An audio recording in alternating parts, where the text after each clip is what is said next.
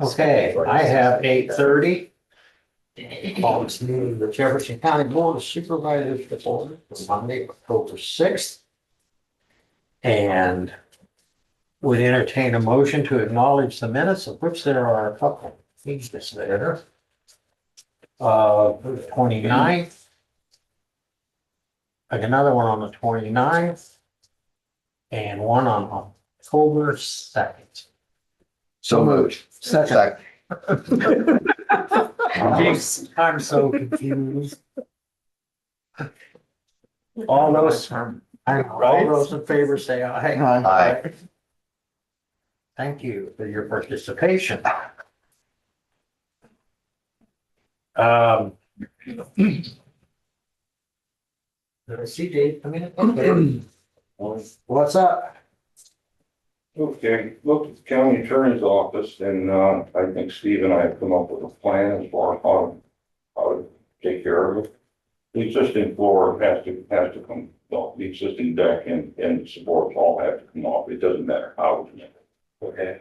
And, we believe that the best way to do it is put concrete in it. The wood brings us in on one plane across the whole thing.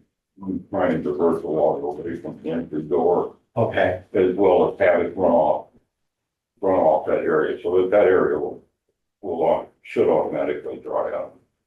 And, so to do that, we have to remove everything, we have to put some angle iron around the inside, and then put a steel pad in and then pour concrete on top of that. The tear out should probably take about a day.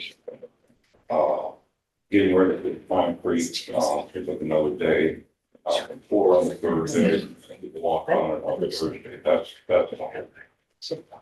We had thought that perhaps we could just infill the void underneath there, but I dropped a thing down through there this morning, and the grade below that's over 3 feet, and that's just too much to fill, the backfill. By the time you put a controlled fill in there, it costs you a fortune. So Steve's supposed to have us a bid before the end of the week, as far as what he believes it'll cost. We don't think we're going to find anything that we're all aware of, have a pretty good plan of how to handle it. His bid is also going to include, right now, that door will not come full shut. And it's to fix that, and then there's 2 places on the ramp where the concrete has to be dug out and, some hydraulic cement or something put in there, patched in. Right now, we've got one potential trip and fall hazard on the ramp going up, and then another one down the bottom. So hopefully next Monday I'll have a cost for you, and we can figure out whether or not we can move forward with it. I asked him, is this something we can get done before winter, and he suggested. So that's not a problem. The basement meeting room and 2nd floor bathroom. That work should be complete sometime in the next 2 to 2.5 weeks. So that'll be all done. The south entry, we're gonna try, I talked to Jason last week. Work flows down. I'm not sure about the Secretary of State, but the building itself is pretty well closed down on Tuesday the 11th. Some holiday, I don't know what it is. In November, Yeah. Veterans Day. Yeah. Yeah. Okay. So on Veterans Day, so that'd be a good day to do the tear out on the south entry. So that's the week we're shooting for right now. And, we'll know a little bit more. Hopefully by the end of the week. He wanted to come back out and walk through it one more time with me, to make sure that both on the same page. The new lock and hardware will be the same as what we put on the other, on the north side of the building. We'll get both sides to be the same. I've got a key count right now, somewhere around 40 keys that are going to be needed to give everybody access back into the building. We should have access. And it probably would be a good idea to write down who's getting the keys, so when they leave, we can retrieve those keys. At least that way, you know that only the people who have keys can get in the building, and that they're not going to take them with them for some reason. So anyway, that's where we're at. Is it possible, once you get the information from Steve, that we can give the county attorney a couple of days heads up so they can rearrange their schedules if they need to? I will let them know as quickly as possible, but we really have until, I would say, at least until the third week in November for that, so we still have time. Okay, for that project. Yes, yes. Well, I know their schedules, what's we're looking for, fluctuate or are fluid, but Yeah, well, their schedule just gonna depend on, regular business, they can only use the east entry.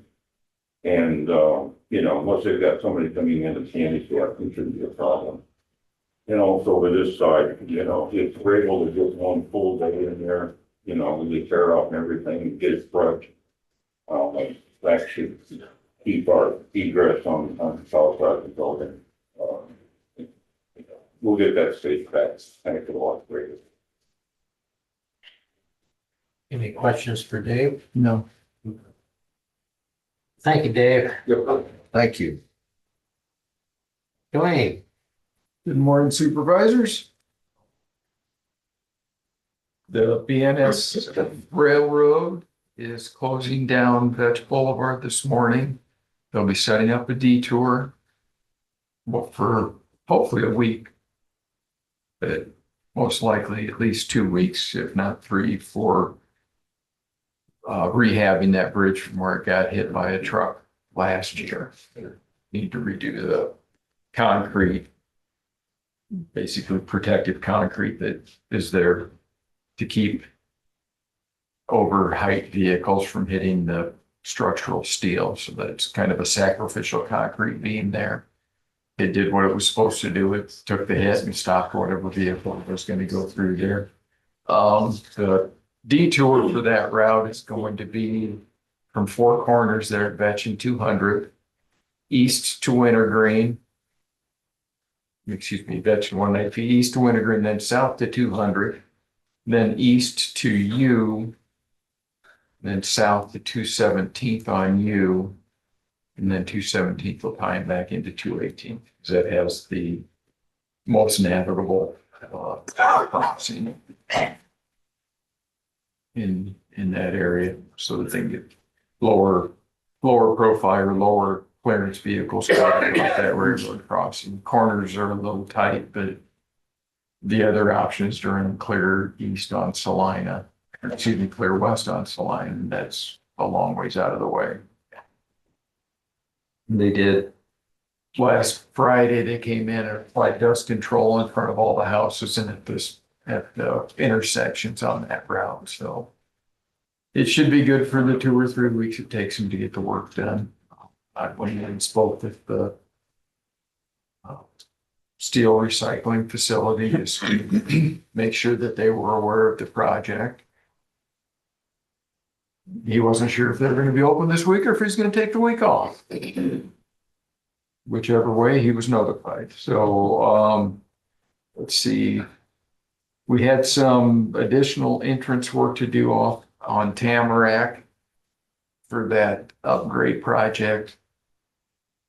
One of the pipes that had been installed years ago had been silted in, so we're a little bit behind schedule. We were hoping to get started on rock work last week. We ended up doing that pipe work, so the rock will get in this week, and hopefully we'll have that all pretty well buttoned up. And then other than that, odds and ends, we're doing the edge rut shoulder work on Packwood Road still. Just trying to get rid of that drop off at the edge of the pavement. When we get that done, we'll move on to one of the other roads that needs it. Then we've got pretty much everything ready for submittal to the DOT for grass tree. I've got 2 signatures I need from landowners for easements. And I've talked with them, so we're hoping that'll be done tomorrow so we can get that project submitted for bid in January. Same thing with the Libertyville Road project. I should have those plans ready for your signature the next Monday. Let's see.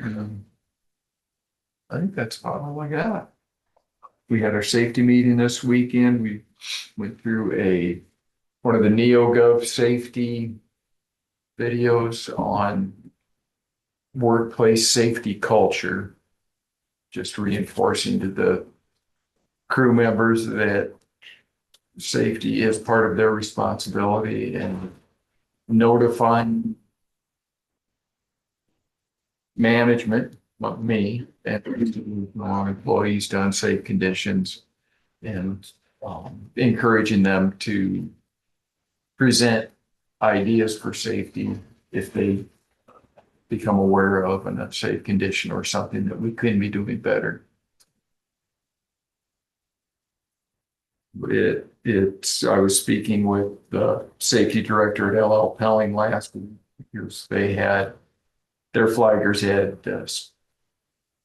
directed a couple of the local residents to drive through the fresh emulsion that was sprayed on the road. And so they had a couple of cleaning claims. But while speaking with their safety director, she had told me that they had an employee struck by a dump truck on a job site. That person could very possibly lose their leg. Oh, my God. So I wanted to share that with the crew and, remind them that, even though, equipment has backup alarms, when you get busy, it's very easy to become distracted and think, well, that backup alarm's a long way away from me, when in fact it may not be. And there is no substitution for just taking a few extra moments to make yourself aware of your surroundings, no matter how busy or urgent you think your current task is. It's never so urgent that it's worth risking your life. Yep. That was our message today.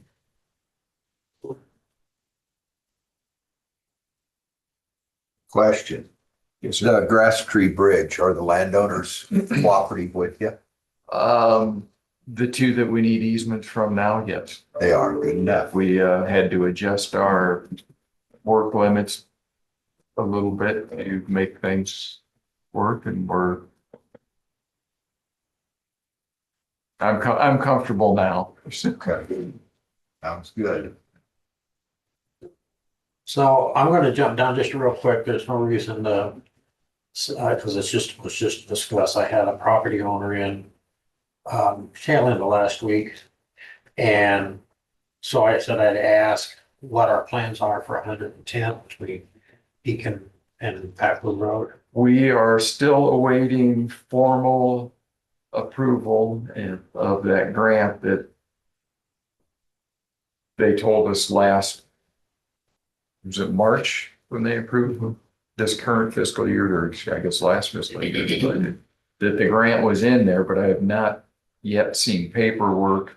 When I saw this up on the agenda, I emailed Representative Miller Meek's office just on the off chance that somebody had enough time to reply. But as of leaving the office this morning, I had not received a reply on what the status was for that grant. But to my knowledge, those grants, those community improvement grants, had all been approved and signed. But if you remember on the Libertyville Road grant project, it took almost 2 years for the paperwork to get through Washington until we had assurance that we actually did have the money. So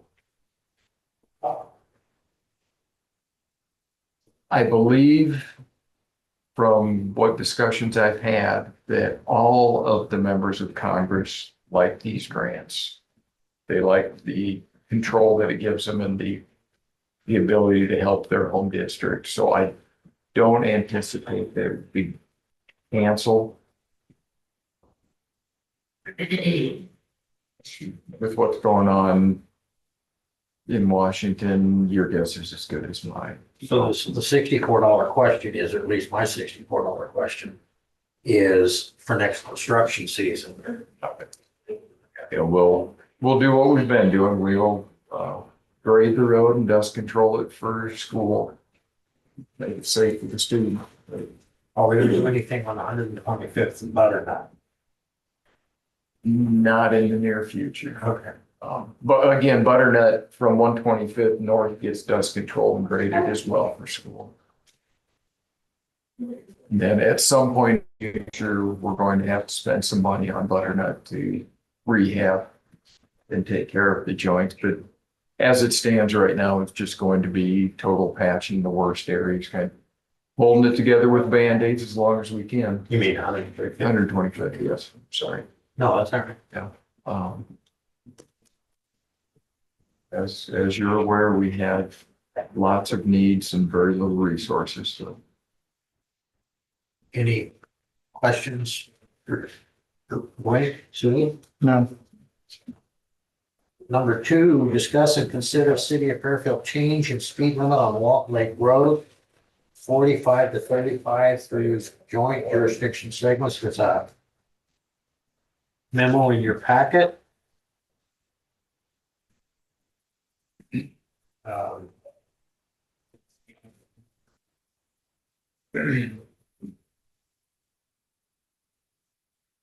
Yeah, the city is requesting doing that. Most of that stretch of road is city. I think it's more formality them asking us. I don't see any reason not to lower that speed limit on that stretch. I think there's a lot more residential on there now than there was even a handful of years ago when I came to town. So to me, it makes sense to make the change. We just need a motion to approve, correct? We need to do that.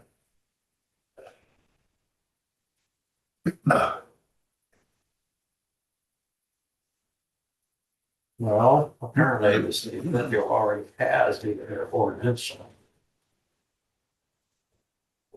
I'm looking at this right. Well, that is their proposed ordinance, but they wanted your blessing, I guess, to do this. And I'm not sure when their next city council meeting is. There's part of it is our road, right, county?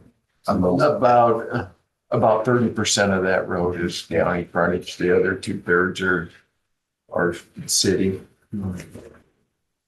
At some point, it'll be all city, but it is pretty much all residential. There's one stretch of pasture in there, and there might be one tilled field. Yeah, and I think, if I'm not mistaken, maybe a year ago, it was we on the board, we approved a subdivision split again. The split again. So there's gonna, I assume gonna be Yeah. housing going in this. Right. So do we have a motion to approve? So moved. Second. Discussion?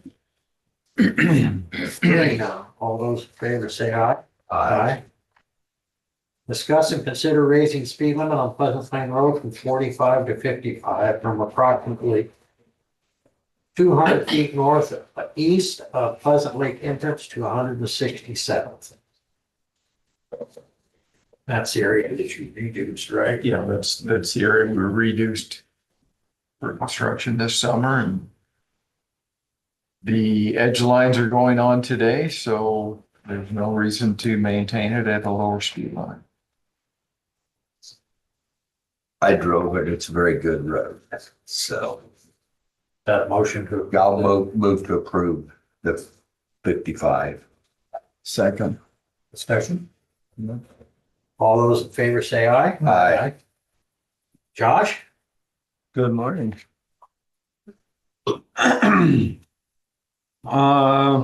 So numbers for September, we had 156 calls for service. Of those, 31 were transfers from JCHC. Collections, for September, 67,723. So on par with pretty much where we have been. Staffing, we do have a medic off through October. Had some medical issues, so she's gonna be gone for at least 4 weeks. So we'll adapt and overcome as we need to on that. Will be a physical be required before they come back. No, shouldn't be. No. Other updates, still working on protocols, policy and procedure updates, just making sure everything's on the up and up there. Still working on the GEMT grant. There's been a bunch of back and forth with that. Just, I submit something and they're like, oh, you need to clarify this and that and whatever. So, the last thing I sent in was on the 1st, so still waiting response for that, make sure everything there is good, but otherwise, I think the deadline for that is November 1st, so we still have a little bit of time left to get that done, so. Other than that, we're just chugging along. Any heat from the state regarding our, Training program? yeah, No, I'm still poking that bear, so. and Elizabeth, I can't remember, maybe you remember, I can't remember when she said she was going to that conference or whatever. Sometime in October, but I don't remember the days. Yeah, our call, it was relatively soon, I Yeah. thought, so. Anyway, I hope that positive comes out of that. We'll see. Yeah. Anything else for Josh? Not from me. You may want to hang around for, I've got something during public comment. Okay. Not a problem, but just you might want to be part of the conversation. Sure. Okay, number 4, meet with Andy Meter from Liberty Communications regarding grant agreement. I gave Abby copies to put in your packet. Did you get that, Sue?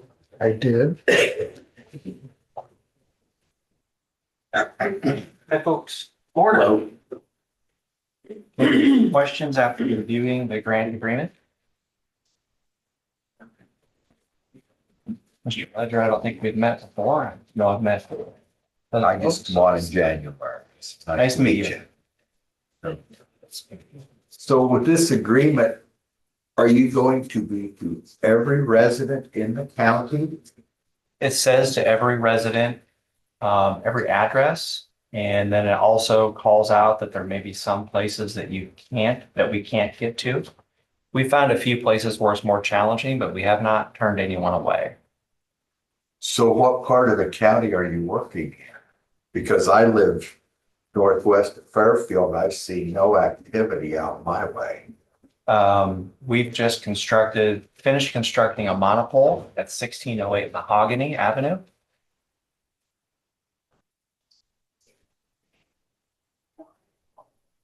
We finished constructing a monopole in Libertyville. And we built fiber backbones to those towers as key hub sites. We constructed fiber to the B Street water tower. And in the next 4 weeks, we should be finishing new equipment installs at a Grand Lake and Packwood and one that's southeast of town. So are we going, is it gonna be coming off like Packwood, is it gonna be wireless to the homes then, or is it gonna be a fiber optics cable? This technology is wireless from the tower to the home. And then we've invested in fiber as backbones to each of those towers to prepare for future capacity. I guess I was I wasn't on when this was done. I was under understanding it was gonna be fiber to each home and not wireless. Doesn't sound like what you are talking about. No, fiber to each home would be a lot more lumens. So to date, in Jefferson County, we've spent $2,325,000.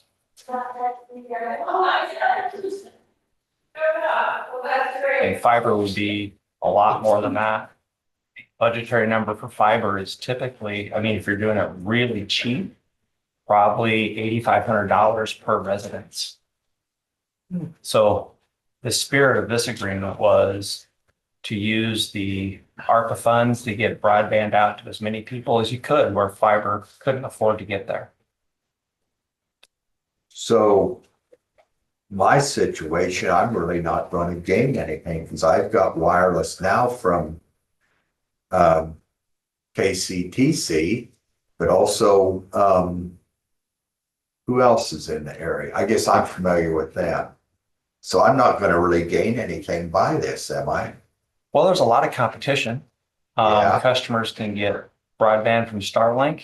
They can get it from their mobile provider. They can get it from KCTC. They can get it from Liberty Communications. Some customers can get it from Cloudburst 9. There's a lot of choices. So I'm gonna defer quite a bit to Susie because she was part of the original. Well, sorry, but you know, there may be conversations that you had that I'm not, aware of, but one of the things that I see in this that I haven't heard anybody talk about, it says that they agree to build out a broadband infrastructure network, which it sounds like this is what you're doing, that will cover the county at the physical address level. And it lists the internet speeds with a monthly service rate of $79 and $59, depending upon the speed. Now, I know that the APP subsidy has gone away, which is, I mean, that's nothing that you had any control over. And then it talks about in cases where non-standard installation is required and to assure the installation fee of such non-standard installation is not a barrier to county residents signing up for service. Of course, it says NATEL, but it says it's committed to covering the cost of such installation up to $2,500 per customer, and they agree to set aside funds in the amount of $100,000 for these subsidized non-standard installations, which shall prioritize low-income households that would otherwise be eligible for the ABP. And for NATEL subsidized installations of more than $500, a 3-year service contract is required, meaning that if Susie needed that non-standard installation, she would to be able to access that, she would have to agree to a 3-year contract. So where are we at on that? We put in about 10 towers for customers at addresses where you can't get there with the straight coverage. So that's been successful. It's my understanding that now usually the bottom thing you would get would be 100 megabytes. And now you're going to give that to everybody. Everybody that signed up for the lower part is now moved up to the 100. Well, I've customers been told that. can choose which package they want to pay for. And so there's, we follow the pricing in the agreement. Okay. But we've also offered higher end services at 500 megabits down and 100 megabits up. Okay. So we've tried to, create offerings that fit what different customers might want. So, Lee, I know they've been out in my area and they've done a very good job. Put up with all my questions. I've heard a lot of positive comments. And you put up with some of our early miscommunications. That's Thank you. correct. Thank you. But the result is it was worked through and it's working fine. so you have it, do you? I do. If you'd like to come out, I can get a ladder and get you up there so you can see it. Is the one tall enough for me? Pardon me? You probably put it 12 feet up off the ground. I'm on to you, Susie. But You anyway, didn't say no. yeah, come on out. Okay. I have no issues. Okay. I think they've done their job. And you're part of the county, so you're happy, but what about the northern part of the county? You're Packwood, what's over toward the northeast? That's served off of tower in Brighton. And that tower will be coming online in the next couple of weeks. So, and I understand, that nobody keeps rates forever. But is this, the 79 and the 59, is this something that's, can be reasonably sustained for a while? Well, the reality is prices are going down, Ah, okay. you know. Somebody needs to call me and comment on that because nothing aren't going. And T-Mobile is buying people's service. So there's competitive challenges for everyone right now. Yeah, I think when we gave this contract, you have the ARPA funds, of course, we have no control what other companies are gonna do. So, we can't be held responsible for that. No. And it's up to the individual, like, obviously Joe has an issue with something. And, Well, yeah, it's not been in my area. That's why I was asking. Well, and there at the state level, there's been a lot of confusion. Competing grant dollars, in another county where we committed and spent a lot of money. After we did that, the state released overlapping grant dollars that, competed with us. So, KCTC deals with this too, competing grant Jessica. dollars. It's just the reality of what we deal with. So I guess probably the long game is the consumer's going to win because there's going to be multiple local providers. Yeah, that's probably the long game. Yes. So are you, this is more of my personal information. Do you limit data? No, we do not cap usage. So your speed remains constant? Depending on how much the customer uses it, but we don't slow it down. Starlink has started to slow it down when it gets busy. So we're hoping that'll help us sell more product. Okay, so let me rephrase my question. So if I exceed a certain data amount, then I pay for the additional data? No? No, you don't. There's no overage right now. Well, the reason I asked the question again was the way I asked it, because I misunderstood what you said. Because Oh. you indicated depending upon how much the customer uses.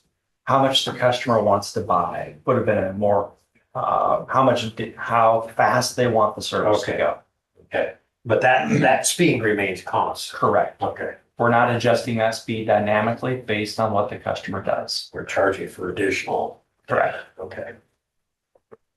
Are you at 13? What's Jackson? What's the address? I'll Okay. talk to you a little bit. Anyways, Susie, you seem positive, so is that I have no issue with them. so is that a motion then, or whatever we need to do to fulfill the agreement? I don't know that we need, I don't know. Let's ask Ed. Ed, we have a contract or a grant agreement,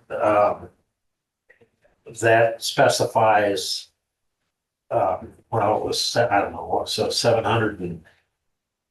About $774,963.22, of which the previous board appropriated up front 500,000. There were 2 additional phases to the project. For the remaining 274,963.22. According to Liberty Communications, they have completed those other 2 phases. We need a motion to approve the final payment. Okay. I've heard that point from your next meeting. Well, we've got discuss and consider, so You don't. no, we don't. No. I'm sorry. My bad. Just me. Yeah, Just meet with, and I feel very confident that you've completed the other phases. Because that grant money has to be used before the end of July, or before the end of December of this year. Right. The deadline is end of December this year. Correct. so I guess what I would like, Susie, if agreement, since you were a captive audience previously regarding the funding, and you kind of took that ball and ran with it after changing to the guard, so to speak. I would like something from Liberty Communications in writing acknowledging that they did fulfill all the requirements of the grant, because somebody may come back from the federal government later on and want to see something. I don't know whether that would be the case. or We've not. got 2 weeks left to finish phase 3. Yeah. And at that time, I can provide a representation that we've finished. Just a letter of certification, Yeah, completion of all work required. Would you be okay with it? yeah, of course. I know your name, your signature, but on a lot of that Course. stuff that's gone to the feds. And I do the annual report as well. Well, thanks for having me for update. Any other questions? So you guys will get, okay. Yes. Thank you. Thank you. Thank you Okay. very much. Thank you, folks. You have a card that I can get a hold of you? No, but my direct phone number, I can give that to you. That would be great. 319-627-0223. 0223. Yes, sir. Okay. I'll talk to you sometime about stuff, so. What were the last four, sir? 0223. 223, thank you, sir. And I've emailed each of you an annotated version of the agreement that I was working from today. Okay. That's great, thank you. Andy, thank you. Appreciate it. Yes, sir. Thank you, Andy. Pleasure to meet you. You too. Okay, number 5, discuss and consider, oops, sorry, my bad. Discuss and consider resolution hiring Alyssa Benton to the Universal Clerk in Jefferson County Treasurer's Office. One of our employees is moving to a new location. Disappointed that she's leaving, but you gotta do what works for you, so hiring a new universal, the treasurer's requested hiring of a new universal clerk at the rate of $38,400 per year effective October 16th. So moved. Second. Discussion? Hearing none. All those in favor say aye. Aye. Thank you. Yeah. Discuss and consider liquor license for Cedar Valley Winery, Inc. Doing the 3, Abby.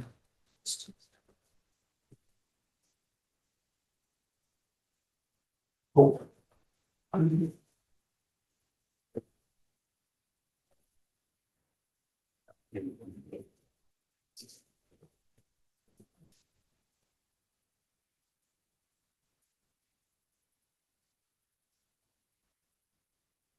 We may have a motion to approve the So moved. I'll second it. discussion.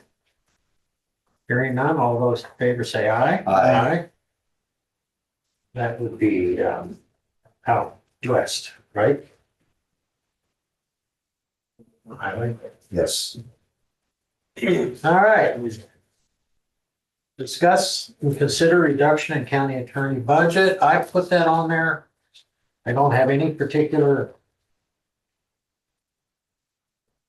I really wanted to have the discussion with the board. I'm looking for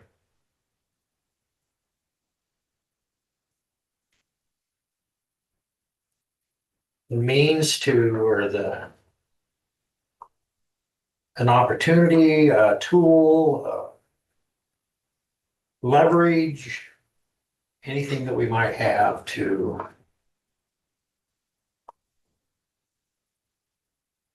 try and bring things back to normal, where we're just doing You know, this. Lee, I've been thinking about this. This has been going on since March. When we voted as a committee 2-1 to pay the sheriff his attorney fees. Effective July 1st. That was done way prior to July 1st. That shouldn't have been done that way. It seems like every time we come in here, you guys want to talk about something else with this, and I do think it needs to be over. At one point, you said to the sheriff, you asked him to please go talk to Chauncey. Let's communicate. I did it, And that didn't happen. right? So, Are we rewarding bad behavior? Are we reporting, do we communicate anymore? Well, that's a good question. I mean, I think you and I do, but, Well, some days, usually on Mondays.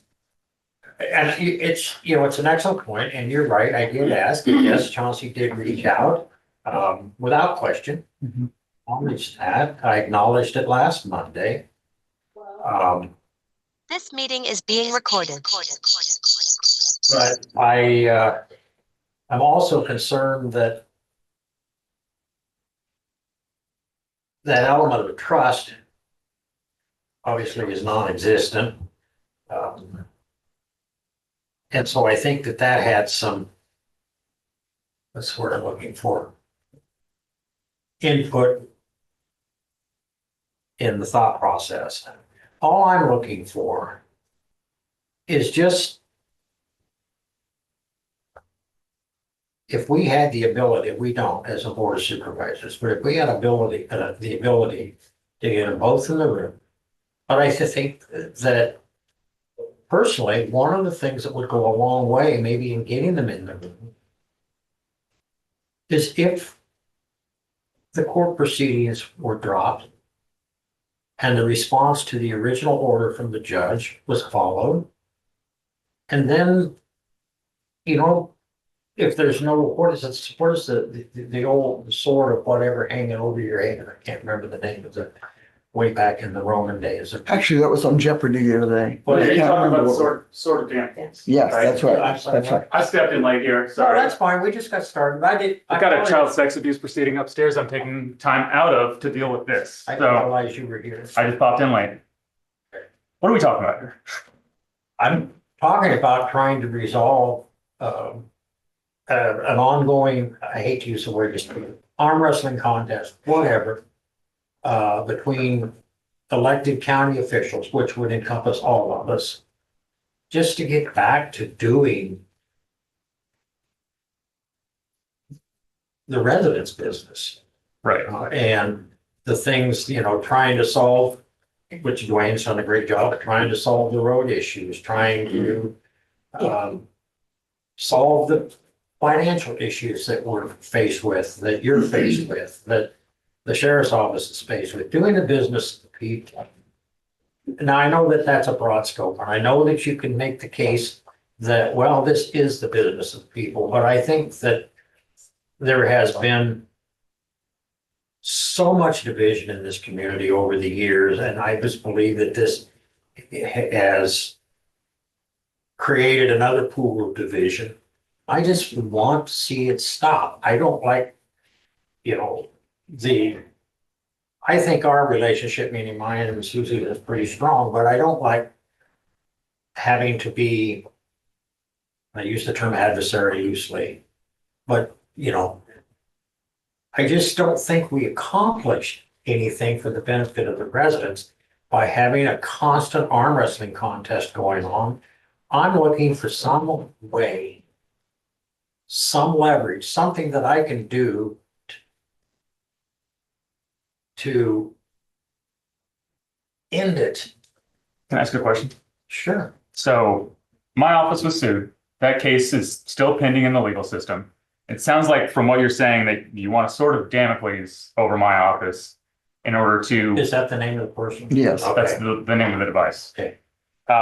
In order to gain some kind of control or a mechanism of leverage, let's call it, over my office. And I have concerns about that. Based on our conversation yesterday or on Thursday, it sounds like what you're saying is if I don't take a particular action in a court proceeding, as a consequence of that, you would want to negatively impact the budget of my office. I think what I'm asking, Chauncey, and I've asked it, I don't know how many different ways, and I know you're sick and tired of hearing it.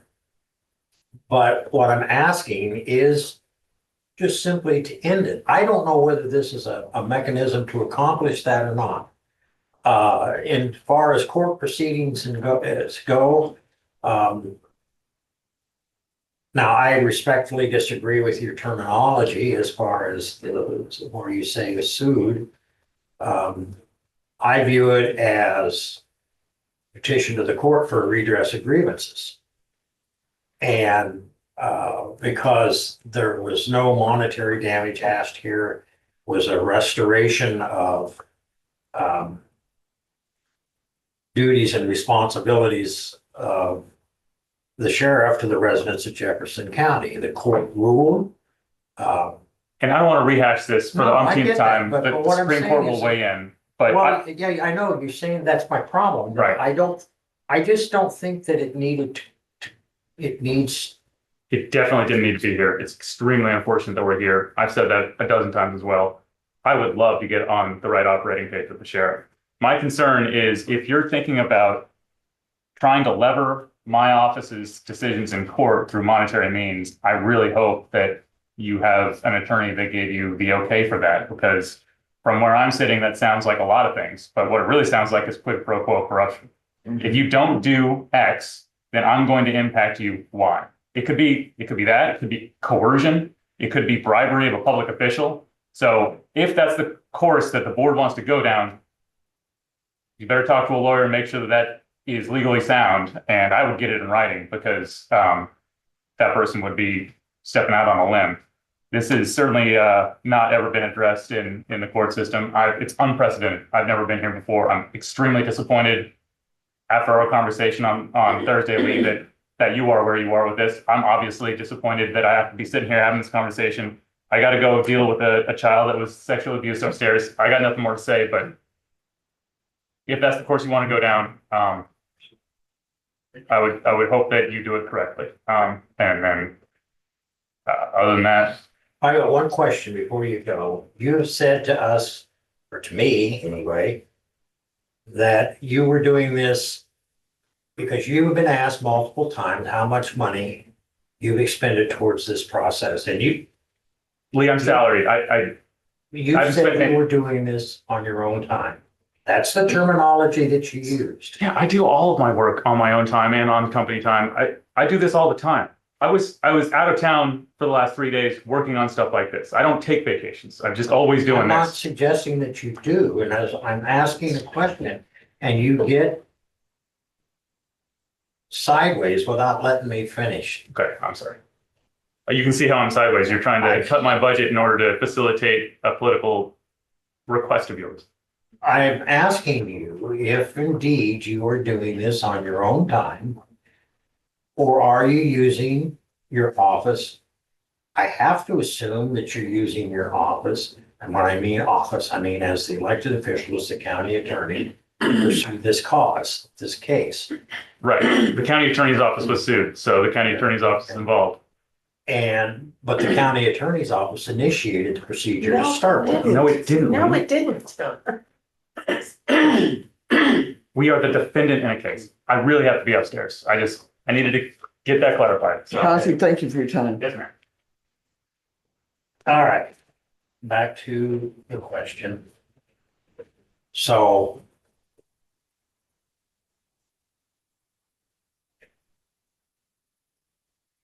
I've tried multiple ways, you know this, you have too, we've had these conversations. Trying to put a stop to it. I don't know how to do it. I just think that it's absolutely crazy that we're doing this to each other. You know, Lee, I see where you're coming from. I'm sitting here thinking, I heard you say that no more money after this, but it still keeps happening. You know, and I know you're torn, as am I in some aspects of this. It's too bad. In the initial thing, it's too bad we just didn't hire a mediator to deal with this. But we didn't. We weren't given that option. Well, I don't know that we could have, but well, we could have at least asked, right. you know? No, Yeah. I know where you're coming from, and Yeah. then, you know, it's, what's the word I'm looking for, 2020 hindsight. There's a lot of what, you know, how do I want to say this? We've learned a lot of lessons. And I Have hope we we? never have to use. Have we heard, have we learned that? Yeah, well, Okay, you let's know, see. my point is that, okay, yeah, you know, we went down this road and you don't go down that road when it's raining because it's a mud road. Well, Old Pleasant Plain Road. but it's yeah, all or right. use a different GPS. And my point simply is I get where you're coming from. Yeah. I don't know. I don't want to particularly do this. I don't want it to be viewed as punishment or, and that's a poor choice of words too, but, For retribution, you wouldn't want. yeah, something like no, that. no, it's, you know, I would basically, where I was at, quite frankly, was, you know, we have the legal authority to take it away by law, but we also have the authority to put it back. And when I talked to county attorney Thursday or Friday, whatever day, I think he said Thursday. I told him, I said, I just want some way to end this, to put a stop to it. Not picking sides per se, but I do feel like that he's holding all the cards. I don't think that's true. I think both sides are holding cards. It's two or three sides, okay? So let me ask you a question in a different way then. And I'm sincere when I'm talking to you about this. I know that we're coming at it from different directions. Correct. If you or anybody in this room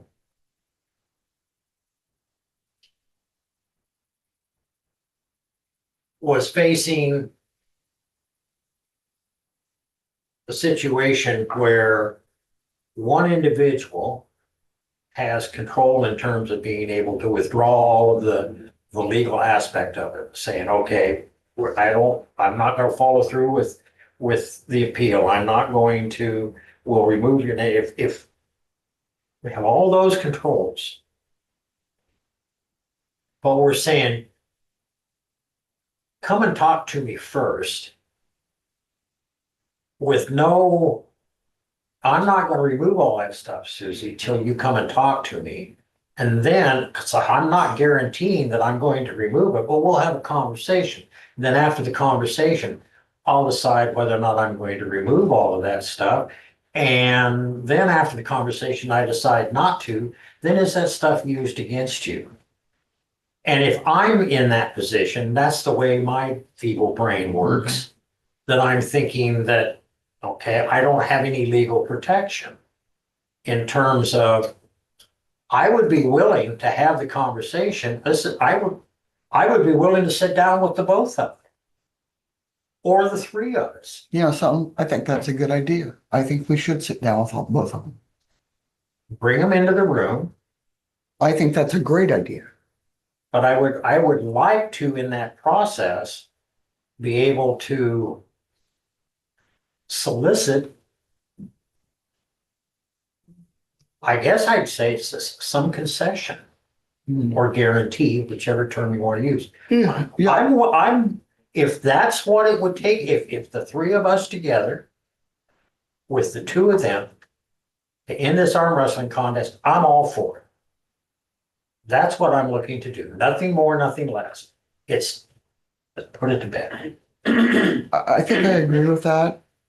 But I wouldn't want their yelling. I think we should just No, no, no. talk. Yeah, no, I'm, you know, you talked about, not, you wasn't your term, you said mediator, but even as arbiters, as, you know. Yeah, yeah.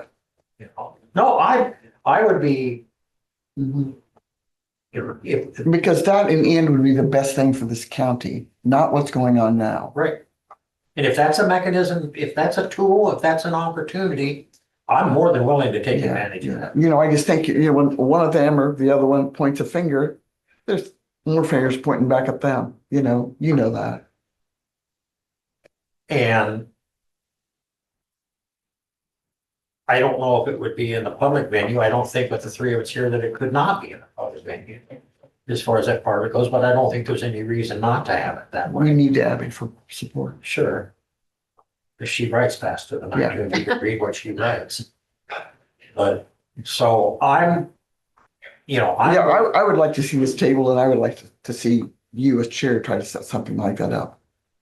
would you participate?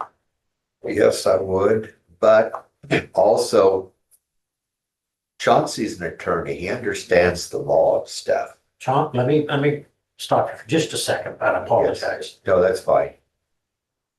Chauncey offered to meet with Bart in his office with his attorney present. I acknowledge that. I don't personally have a problem with that concept still, if, you know, as far as that part of it goes, and with the three of us present. I still think that with the three of us present, that, and with Abby recording things, I mean, it's all gonna be upfront and open, Mhm. and it can't be misconstrued in terms of anything. I think if we can get the two of them in here in a neutral location, Mhm. so to speak, Mhm. with the three of us Mhm. to have a conversation, Mhm. and it's gonna have to be sooner than later, because I know that dates have been asked for. I'd like, Mhm. I don't know what their schedules look like, but I will, if the board, it's not really on, well, I guess it falls under the discuss and consider.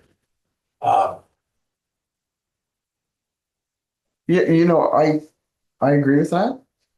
But I really wish the three of us could go into a meeting knowing that we represent 15,000 That's people in right. this No, county, that's not just those two. That's my whole point is that we're not representing the 15,000 because we've got this huge divide that's been created, and I'm not assigning blame to anybody. I just want Yeah, Close but the gap. they are included. They're the ones paying the money so we can do things. right? So, well, no, you're right. So what I need to know from you more specifically is what your schedule looks like, given your, You set this up and we'll be here. well, I will, I agree to it. and I will do, because I don't know what their schedule is as far as. I think this young man wants to say something. I was your county attorney for 1971 until about 1983. And I've been a county attorney, I've been senior assistant United States attorney, and back now, thanks to the chair and members of the board, as your assistant county attorney. There are consequences beyond every decision that's made. This isn't a matter that only affects Jefferson County. In last week's newspaper, you'll notice the same problem came up in Henry County. And there are other places in the state where there are similar issues. We as lawyers wish to see that it's done properly. We have personal responsibility to the court, and we can personally be sued if we don't comply with those responsibilities. The Iowa legislature's tried to make a remedy of sorts, which it's questionable. That's one of the problems. The district judges have to follow the state law, but it's an important issue. Just this last week, the Iowa Supreme Court, they have an Iowa Court of Appeals that handles ordinary disputes. And the ordinary situation is most of the cases with settled law and stuff that's easy. They say the Iowa Court of Appeals should decide this. The Iowa Supreme Court decided late last week, we will retain this case ourselves. They are intending shortly, it hasn't been scheduled for argument yet. I think probably it's moving along. They have so many things on their issue. They wanted to rule on. I think it would bode well for us to have patience if possible. And let the legal process carry itself out. I think as far as expenditures, that's out. I know that there's difficulty here between personalities, but it's a situation that could impact a case in the future, and the Iowa Supreme Court should be permitted to rule on it. It's before them, and it's a legal issue. There's a lot of complications to it, obviously on both sides. And I think the court should remember that there are unintended consequences for every act that you do take. Perhaps it might be wise to postpone for a while and let the dust settle. That I just wanted to make that comment from my experience. Well, I know that they could set a date as soon as roughly mid-December was one of the dates that was put out, and then a little further down the road, month or two. I still think that it would be a good conversation to have with us, if it can be facilitated. You know, it's before this gets to a point where all the king's horses and all the king's men can't put it back together again. And I think we're going down the slippery slope, with all due respect. And I understand what you're saying.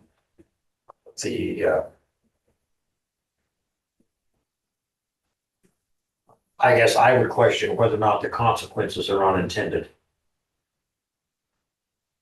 And so if the board is willing and other participants that would be requested to be willing are, I would like to move forward to see if we can have a conversation with all of us.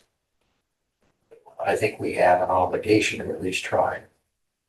I don't know. I think we always need to try.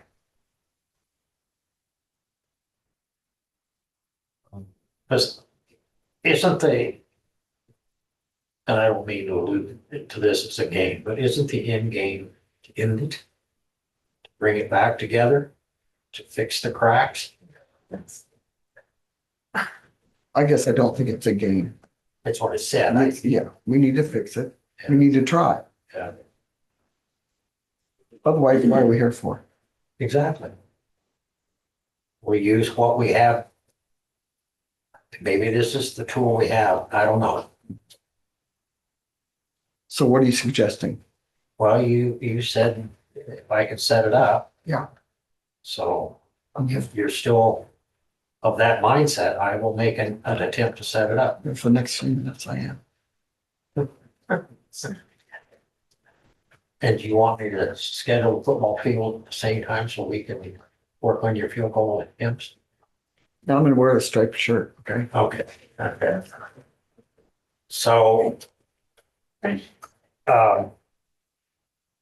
gonna put words in your guys' mouth, and if it's not the right word, say so.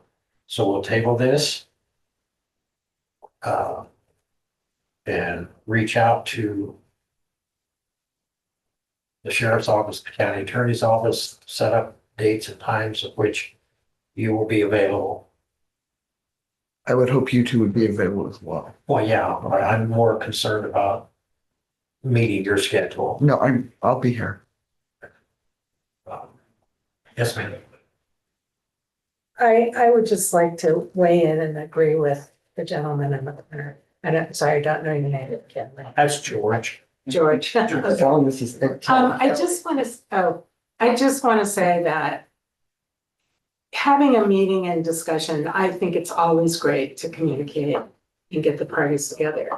But as a citizen, I want to see the rule of law And I really want to see the Supreme Court weigh in on this issue, because I do feel that the person who started this by his inaction and unwillingness to communicate was Bart Richmond, not Chauncey. And I know the court ruled in Bart Richmond's favor, but I would like to see the Supreme Court weigh in on the issue. And did you also know that the court ruled that the due process was violated? No, No. So there's, what I said last Monday was that nobody's hands are particularly clean in this. well, I think there's an issue before the Supreme Court. The Supreme Court's going to Right. hear it. But the And- fact of the matter still remains is that from my perspective, both sides have hiccups. And we're That's- trying to. that's possible. And if we can find a way to eliminate those hiccups, then it's better for everybody. There's still a question of what, if the court, there's still a question. I saw from reading the court proceedings. What the judge said was, all Bart Richmond needed to do was come and talk to Chauncey, and he never did that. And The judge also said that Chauncey violated statute and due process was violated by virtue of violating the statute. well, that's So, but it's what I'm saying is that there is hiccups on both sides. Relitigating that accomplishes nothing. I'm just looking for an opportunity does to it? bring it back together. Well, And you've got 28 state senators that have filed an amicus brief that says he's wrong. So I'm not going down that road. I'm not smart enough to go down that road. And as you probably all are well aware, I'm just, if we can, pardon the expression, but if we put Humpty Dumpty back together again, that's what I want to do. well, here's the thing, is you guys, Do you honestly think, I want an honest answer. Do you honestly think, even if the Supreme Court ruled one way or the other? Yeah. Okay, that's fixed the issue? Do you think that resolves the problem between the two offices? I personally don't. That animus is still going to exist if we can't find a way to bridge it. I don't know how to do that. That's why I'm grasping at straws. Yes, you can have a court ruling. We already had a court ruling and it didn't fix the issue. So now we're gonna go to a higher court. And I don't know how they're going to rule, but depending upon which way they rule, isn't gonna resolve the issue. It isn't gonna rebuild the bridge that's been burnt. do you expect the issue to be fixed by talking about it with the I would county? certainly And hope the we issue could to gain you some being ground. fixed means stopping the proceedings going forward. I would love to see that happen, but at least a conversation would take place. I don't know what the court will do one way or the other, obviously. But what I am saying is that I've asked the question multiple times in this office, and everybody sitting here right now can testify to it. I don't mean you guys, but I mean, okay? I specifically asked if the court says there's nothing here, does that end it? And his comment was, I don't deal in hypotheticals. I understand that logic. First off, he's an attorney. But that's the question. Does it end? I don't know. Maybe, maybe not. I just can't see, and if the court rules against him, then what? That's what I'm saying is that if we don't get those offices back together, if we don't repair that bridge, it doesn't matter what the court rules, somebody's not going to be happy. We can guarantee that. But that is a different question than threatening the CAC to remove part of the budget from the county attorney. That is a different question. That is, are these two people going to work together? What you were suggesting in your resolution had to do There with, was no resolution. well, there was on the agenda. No, there was not. to It was to remove. discuss and consider. Okay. And that seems like you were trying to make a punitive thing.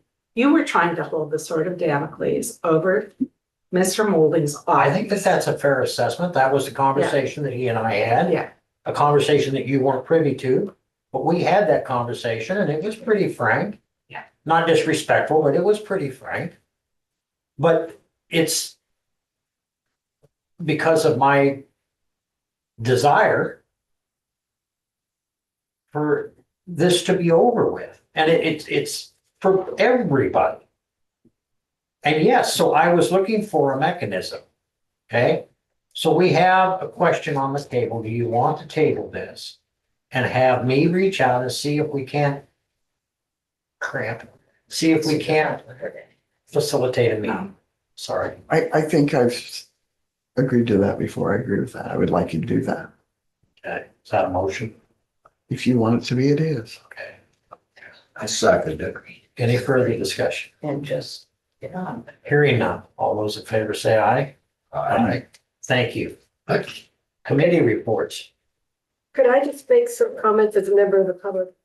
I think that what a lot of people, everybody wants the community to be not having this kind of tension in it. The real problem was whether the rule of law was followed when this arrest was made, and if there was undue force on someone who was accused, I think, of drunk driving, I think. So the original problem is, are our officers or our sheriff's officers going beyond the rule of law? So that's the question. And there was a video. I don't think the public's seen the video, but that is what this whole thing is about, is the rule of law. There's also laws governing what you can do with your budget and how you handle things. And what Chauncey has just tried to say to you is being punitive in this way for him questioning whether, Bart Richmond allowed his deputies to get away with undue violence towards. That can also be construed as a threat that was made as well.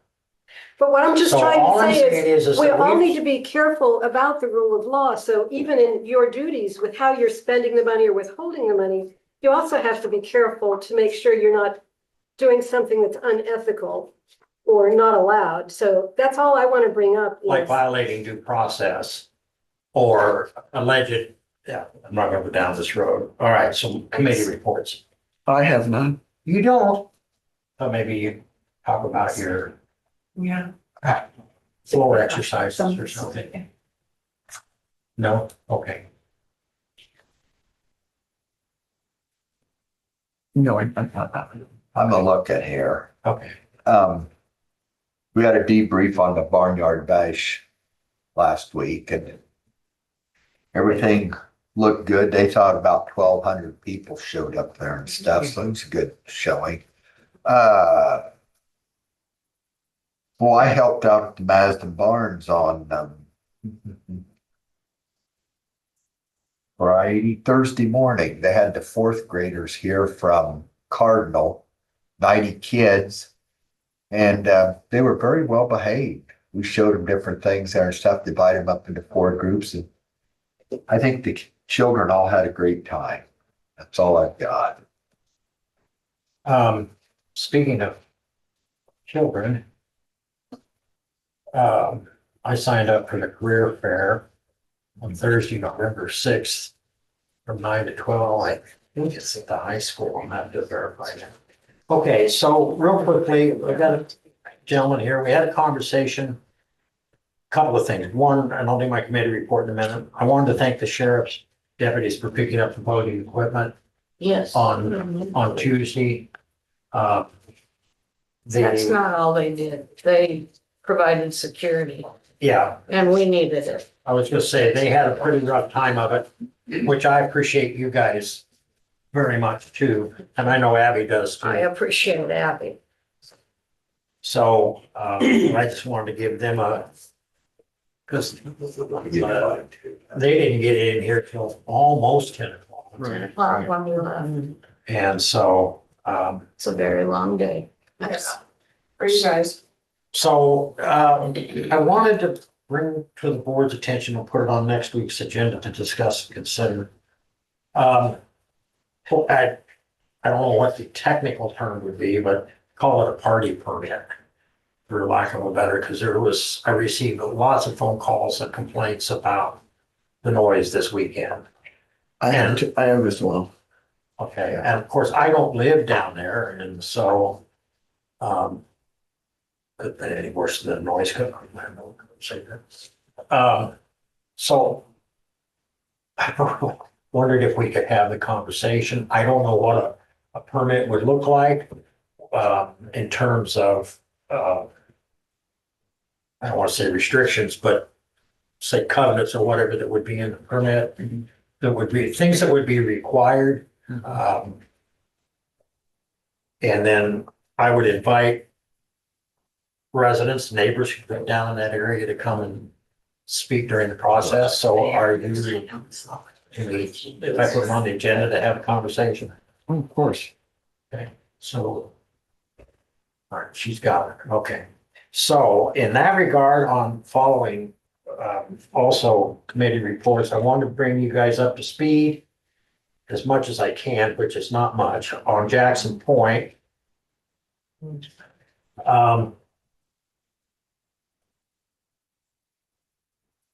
So Keyway Management has been managing Jackson Point basically since its inception. And it's a convoluted legal nightmare in terms of how how it all came to pass. But anyway, Keyway Management sent out an email to myself and to Chauncey and Elizabeth that they intend to withdraw on October 31st, the end of October. They dropped things off. I've sent a couple of emails over to the county attorney's office as well as to the board members, both acknowledged, making sure that they were aware that this was happening and then asking for guidance. I've reached out to Iowa Finance Authority. They aren't willing or haven't been up to this point willing to give a definitive, yes, we'll forgive the loan in November of 27. I'm thinking if we could get some kind of guarantee that we might be able to reach back out, say, for example, the First Resources who expressed some genuine interest in having the facility, but it was the $787,000 loan that was problematic, which I can completely understand that. How much did you sign? 787,000 was the original amount. But here's the problem. There is no financial responsibility to any of the board members. The county does not own it. Belongs to, the owner is listed as Jefferson County Progressive Housing Corp., which depending upon the year, depends on, I'm not sure who the Progressive Housing Corp. is. The loan was made to the Jackson Point Limited Partnership, which actually no longer exists. Because PNC Bank, which was part of the limited partnership, Burns and Burns, which was part of the limited partnership, FIDA, which was part of the limited partnership, they're all gone. They're no longer partners. And Progressive Housing Corp. Was the general partner. It is convoluted to say the least. And unfortunately, it requires concessions, something from like Iowa Finance Authority. And we don't want those folks to lose their home. But right now, 5 of the apartments are not rented and they're not available to rent. Which leads me to believe from talking to the young lady that was here the other day, that there needs to be some work done in those apartments. There's about $5,500 worth of sidewalk work that needs to be done. I don't know what other things need to be done, but I know she said that they've been steadily replacing the air conditioning heating units in the rooms and the units, but they still have a number of them to replace. I have no idea how expensive those are, but I could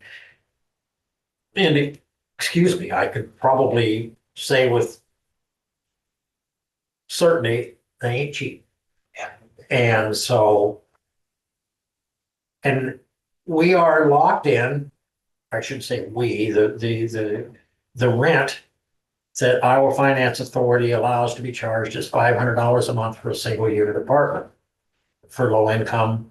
And we also have special needs clients. That was what it was originally built for, but we have 18 units in the building. We don't have a need to the extent we used to have when Optima had people there 24 hours a day overseeing. So the Keyway Management has rented a lot of the units to low income, but don't qualify as special needs, but they qualify under low income, which from Iowa Finance Authority, that is the requirement. Okay, so you're only generating, you've got 2 units that draw 600 because they're 2-bedroom units. So you're only generating just a little over $100,000 a year. $6,000 or $4,000 a year for property tax because it is a commercial facility, so you pay property tax. It's not county owned. The maintenance, the upkeep, the water bills, the utility, the electric bills, because in the common areas, Jackson Point pays all of that. Now, the tenants pay their utility bill within their apartment, but the common areas, we have to take care of. Jackson Point does. So I just don't know where all this is going. We've tried for 2 years to get this, as you're well aware of. Our backs are against the wall here, so I just wanted you to be aware that I also indicated to both Iowa Finance Authority and to the board that I didn't think that we as a board and as a county, we don't have the financial wherewithal to take it on. But I won't say that we wouldn't have that discussion. I just don't know that we want to be landlords and that sort of thing and whatnot. So hopefully I'll hear from Iowa Finance Authority today. And if you do, could you put it on the agenda for next week? Or do we have a meeting next Monday? Next Monday? Next Monday is the 13th. Yeah. Okay, wasn't sure if it was close because of Columbus Day, whatever, okay. Oh, okay. But at least if we could discuss I it. don't think Columbus will be here, but It's just federal as a hit. It's not a list. Wishful thinking. Okay, so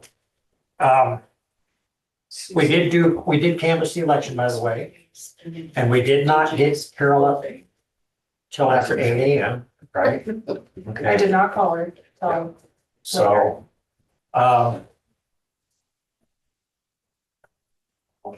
all your committee reports. Okay, public comments. Well, I want to comment that thank you all for being county supervisors. You have so many sticky wickets that you're dealing with. Here. I appreciate that anybody's willing to fulfill these positions. There's so many problems that come up and you're all willing to spend time trying to think about them and come up with solutions for all of our community members. So Well, Jackson Point is with all of us, it's a deep concern because those are people's homes. And it was set up originally, the way that it was set, very similar to what Loud Apartments, the Loud building behind Papa John's. And that's called low income tax credit housing, so LITCH. And so that requires county participation, so we participated in those apartments. Several units around the city used to own Logan Apartments, if you remember, again, low income. And there's several apartment complexes around the city of Fairfield that qualify for that. And what you end up getting, and I'll just use an X, so you're the bank. So this bank comes in, and they're usually out-of-state banks or big banks, like PNC Bank, for example. They come in and they facilitate money, and usually in terms of several $1 million to construct or to create. In this case, it was 1.3 million, which was brought in by a bank. And then they get tax credits for a period of years, generally 10 to 15 years. And so they make money on that. So in this case, the bank that facilitated that initially made about $400,000 over a period of about 15 years on the money that they invested in that building through tax credits. Then in this case, Iowa Finance Authority, once the Jackson Point Limited Partnership met all of the requirements, which included county participation, we donated the land, which we purchased from a private entity. And so that had county's involvement in it. Once all of those ingredients were met, then Iowa Finance Authority provided $787,000 to help facilitate the construction. But it was required to be low income. And at the time, I don't know how many of you remember, but we used to have the county home out on 240th. So that was sold by the county 30 years ago to private entity. And things started changing with the states, with the feds regarding what we term as campus environments. They were beginning to say, we don't like campus environments. We want to have what they call residential care facilities. So for example, right now we have several homes in the city of Fairfield where we have residents living in those homes. Because they don't want them out in the country all by themselves, and not by themselves, but looking like they're being ostracized, if you will. So they wanted to bring them into the community, so hence Jackson Point was built as well for that purpose. Optimay ran it. And when the county had mental health, which we no longer have, it's a state-run operation now. We had what was called a Central Point Coordinator, Sandy Stever. She oversaw a lot of those clients that were living there, and so on and so forth. But all of that dynamic has changed. PNC Bank, or the main bank, they're gone now because they got their tax credits out, so they separated. We had to hire an outside attorney to get that done. And as you heard a little bit ago, Keyway Management is leaving. So the limited partnership no longer exists. There was no requirement from Iowa Finance Authority to make the payments, so the face of value of the loan still exists, plus any interest that had accumulated over that period of time. And it's a process by which you get these things built, but it's also, at least as I'm learning, it's fraught with all kind of pitfalls and sticky wickets, as you put it, so. And I don't know, and I feel sometimes, not because these two are constantly helping, but you feel like you're out on an island sometimes trying to get, because you're dealing with all of these outside entities, and it's not something that we specifically, as a board of supervisors, have control over. Right. So the question may come forward of whether or not we want to assume control of it.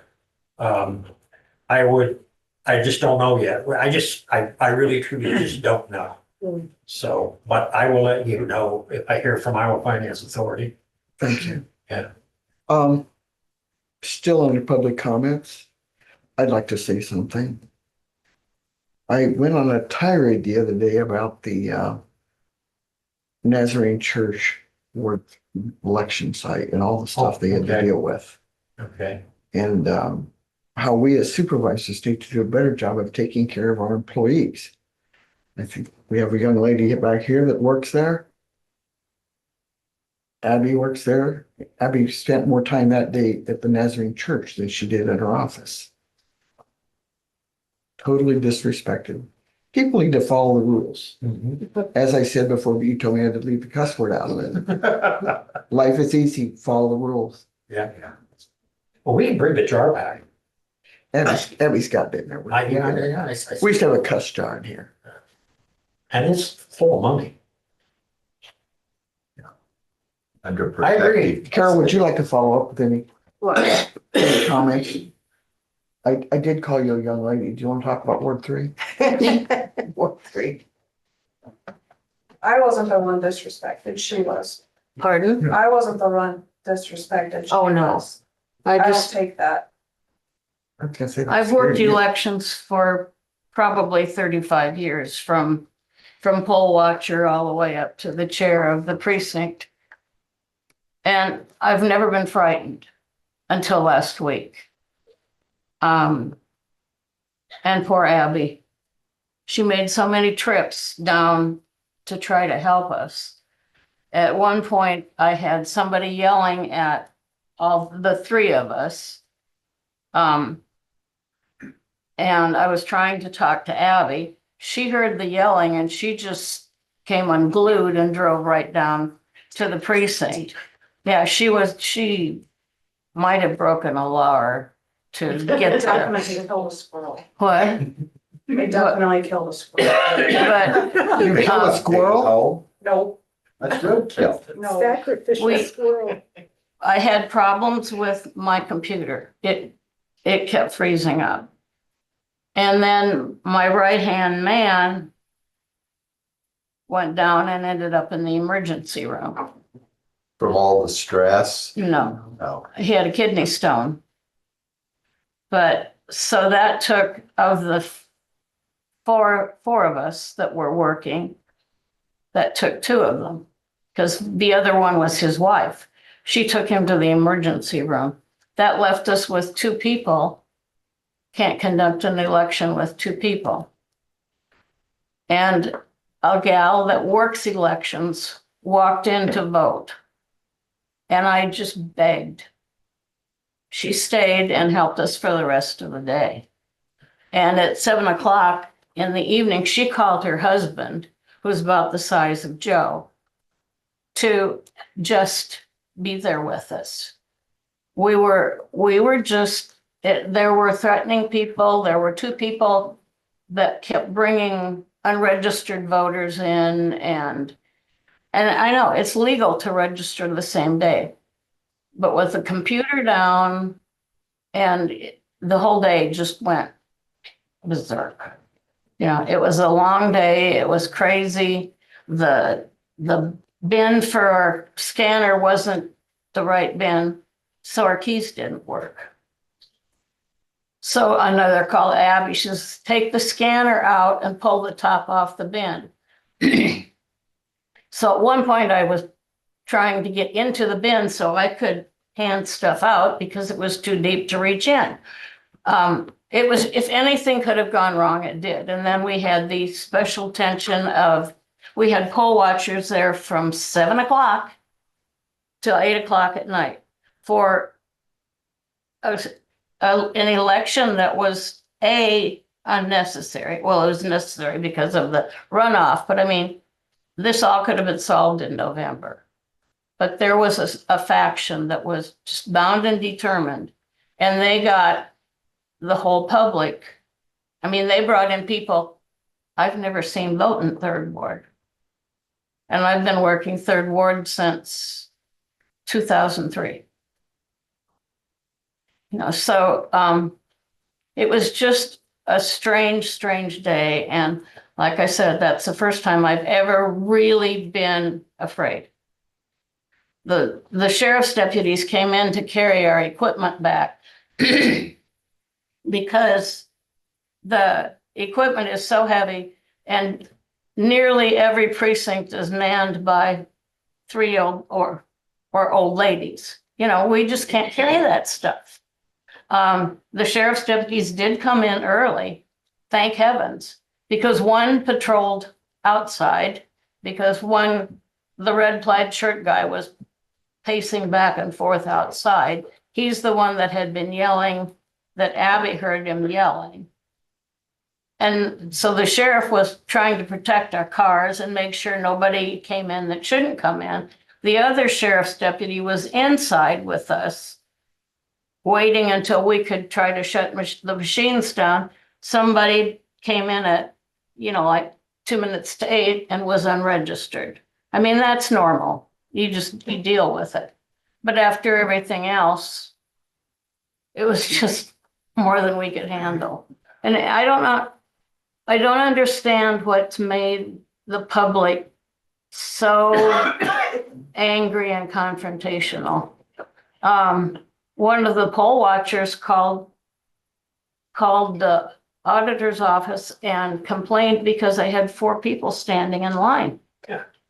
I mean, and when they are standing in line, I try to make eye contact with anybody that comes in and I say, I'll be with you as soon as we're done with this. So they've been acknowledged. There's lots of chairs they can sit in. And at the most, it's going to take them 10 minutes anyway. You know, so it's just, but without the auditor's office, I absolutely could not have done it. So they deserve stars in their crown, let me tell you. Well, so do you.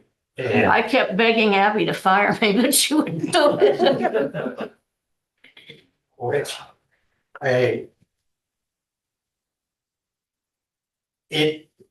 Susie's 150. It was the craziest election I've ever worked. And like you said, it wasn't even a full election. Yeah. And I agree with Yeah. you. Financially, it made no sense not to wait till November. No. And I know Christie is new and these were her first elections. And Abby brought her to the precinct with her and was showing her how to do things. So Abby, in addition to trying to put me back together, was trying to get Christie up to snuff. You know, she was doing several jobs. And, you know, My job. but it was, you know, you have a real treasure sitting right there. You know. Get no argument out of me. On You're most supposed days. to keep track of all the keys of all the people that have keys. Yes, add that to the list. I turned the key back in. Yes.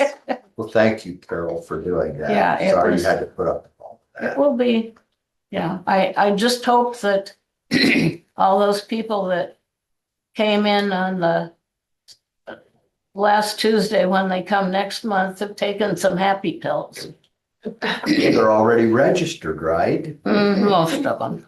I think I had one leave because I filled everything out on the computer, pushed print. It came out blank. And that one got angry at me. But I didn't do that. It was the computer. It wasn't me. You know, Carol, thanks for making these guys aware of it, aware of what Yeah, happened. it was, You know, Abby is always on top of elections. We as supervisors need to do a better job of making these people secure. yeah, there are some things that because of the situation with Chuck going Yeah. down that day,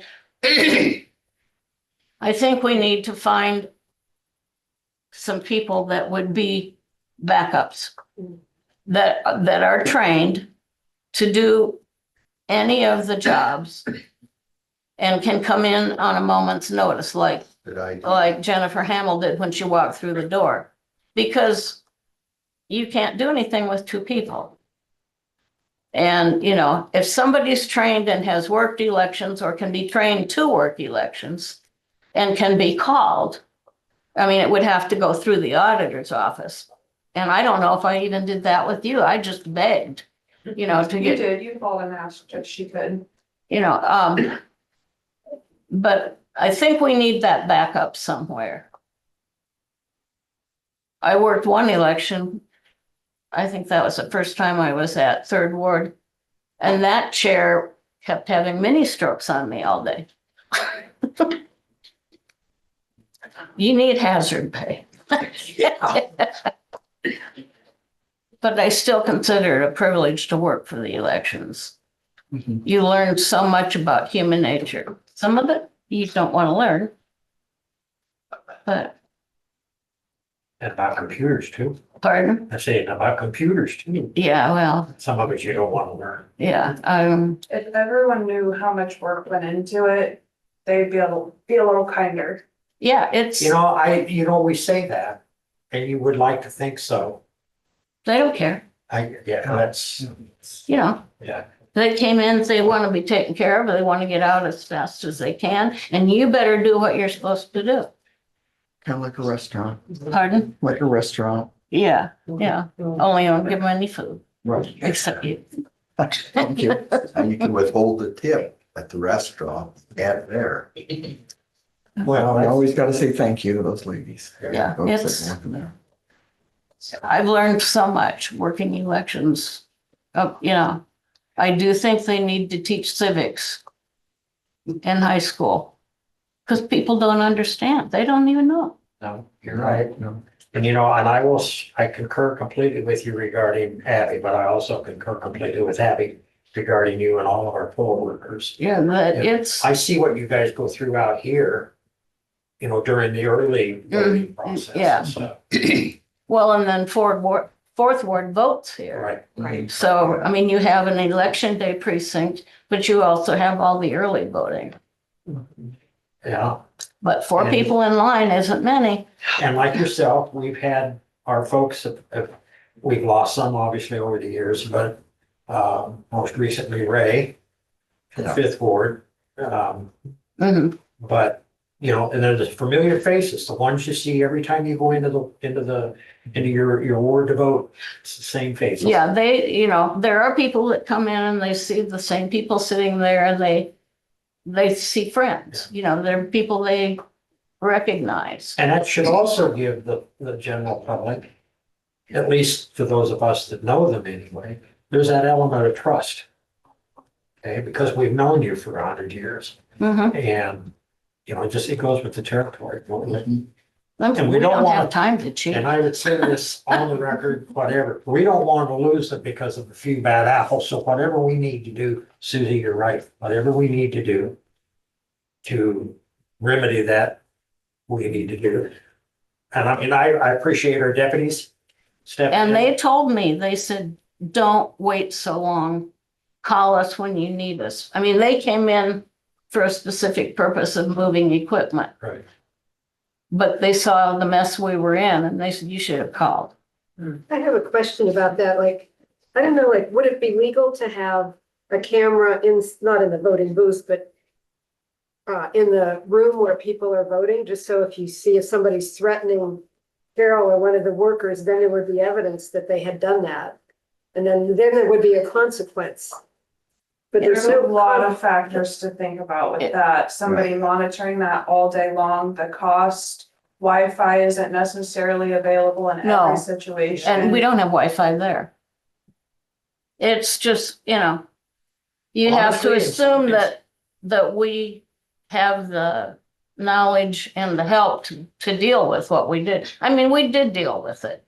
The other thing is that while we've used a lot of the same locations for a lot of years, some of those locations have had to change in recently.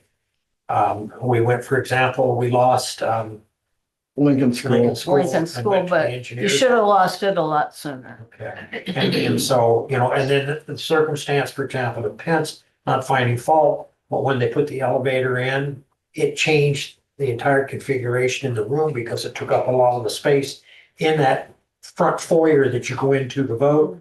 So that dynamic changes, which makes it a little more difficult. Everybody does a phenomenal job, and if we understood 13 hours of sitting in there. 15. 15. My bad. I can't count that high, I guess. But my point simply is that the old saying, and it was in a song sometime way back too, when walk a mile in my shoes. And maybe Mhm. having, I don't know. I agree with you. I always try to send thank you notes to my crew. And yours is in my purse right now. Saved a stamp. I always, I want them to know I really appreciate what they're doing and that we're all working together. So I've got a question. Once the deputies showed up, did attitudes and atmosphere change? We didn't have a lot of people after that because it was about 7:45 when they Oh, came in. okay. But our attitudes changed. You know, Agreed. Yeah, relief, yeah. it was, and when Dennis Hamill came in, I mean, just his presence. And I mean, we're at Nazarene Family Center, we have a whole bank of windows, which we really like because, you know, it's a long day to not see anything. However, when we can see out, anyone else can see in. Right. You know, and if they're driving by and see three old ladies sitting there, you know, that looks like a pretty good place to hit. We even had the question that day. Somebody came, was all uptight because they'd gone to the church to vote. Well, and And it's not like there weren't signs saying vote here.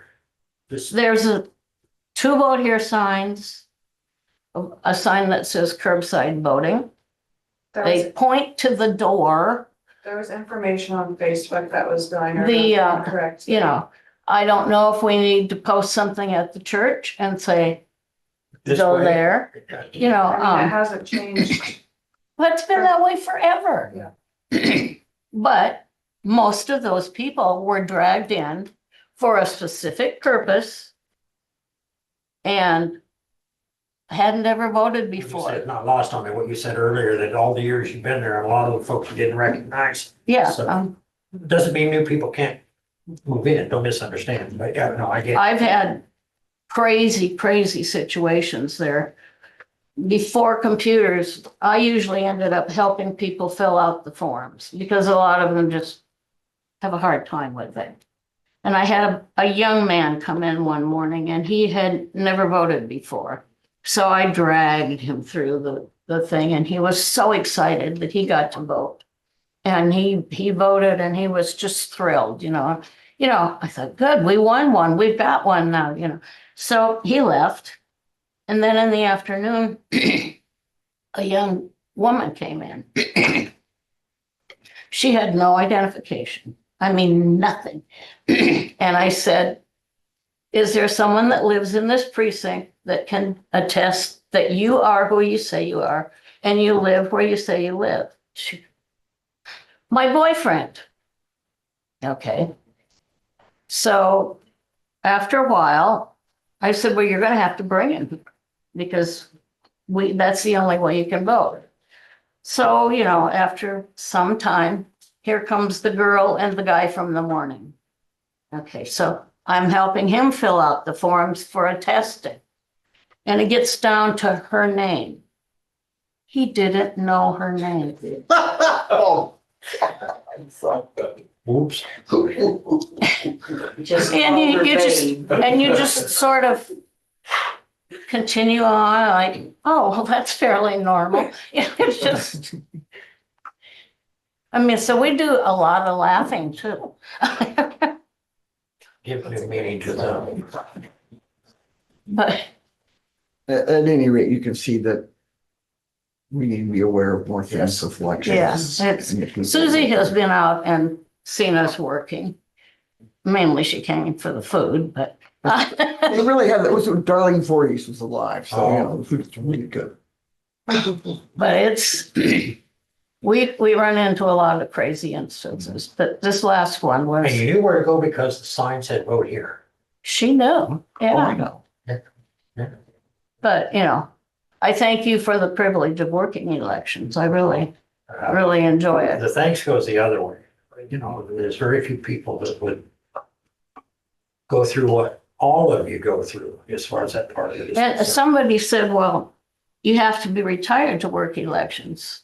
No, it's possible to take a day of vacation. We were traveling from Oregon on Amtrak and we met a man from Colorado who told us that he takes off vacation every election day so he can work the election. And I don't know how we would put that idea out there that, you know, not, Abby told me we do have one that takes vacation to work every election. But, you know, it would be nice if there were a few people under 70. It just, Well, I will tell you, and just lastly here. I worked a recount several years back. And what I gleaned from that was the perfection that you all and that she accomplished, because we counted 9,000 votes by hand 3 times, and there was absolutely 0 hiccups. The only 2 changes came from what was called an identifier that was placed on a ballot, which is not legal. So the vote couldn't be counted. There was no dispute as to who the vote was for. It's irrelevant to this conversation. But it couldn't be counted because there was an identifier. In this case, it was a mailing label, gave the person's name and address. The other one was that the voters darkened in both circles. That's an And overvote. Yeah, and it came out as an overvote. So the machines saw everything the way that it was supposed to see it. The identifier wasn't kicked out because the machine doesn't see the identifier. So those were the only 2 changes, counting them 3 times by hand. And this is a testament to the workers are doing everything right, to the equipment, and to Abby, and all the folks in the office. The scanners are a godsend. The scanners are just, because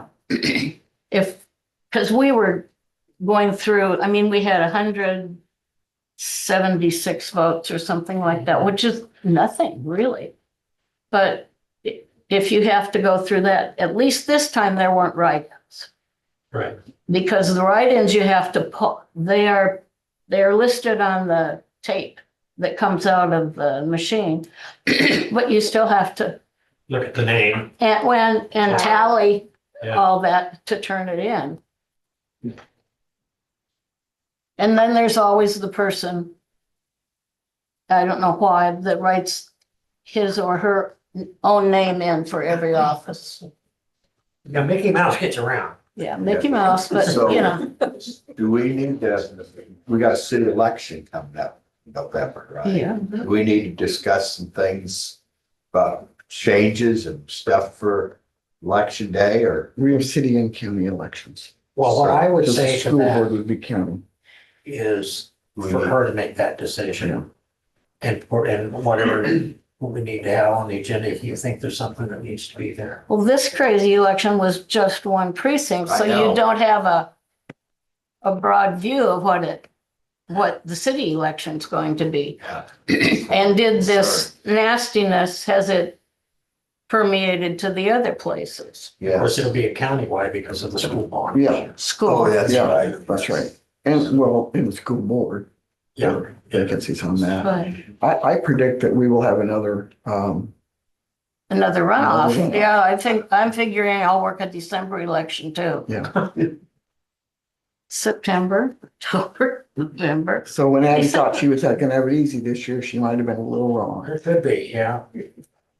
The city school, while not as busy as a general, has its own complications. There are 31 ballot styles for this Yeah, election. yeah, I was gonna Yeah. ask you. That's a lot. Yeah. Wow. Okay, so we need to move on. Most, I haven't seen but a motion to allow claims and food reports. That's Joe's job. Is it? Okay. I'm sorry, I I'm didn't sorry. pass that over. Do you have any comments? Oh, You're not on the screen, so don't No, worry. I didn't know if this was a time where you wanted any information from me, or You if anybody can. had, if you have any questions or we talked, concerns, I'd be happy to. we talked Friday morning, I don't. about the, He's a party. Yeah, come on in. Okay, sure. So, yeah, I'm a resident. I live on Dowds Road. I'm on one of the last 2 houses in the county. I can see the county line sign from my driveway. But I came in and talked with Lee, Friday morning as I believe it's the Symmetry Music Festival was underway. Just to see what tools, what options, what help is available from the county to help mitigate the noise issue that we're experiencing. It's been an issue since these events started. Out at this property, it's on Eastwood Avenue. Initially, we kind of approached it that trying to just tolerate it, and maybe it's a one-off event. It's not. It happens at least a couple of times a year. It's grown and gotten larger and louder.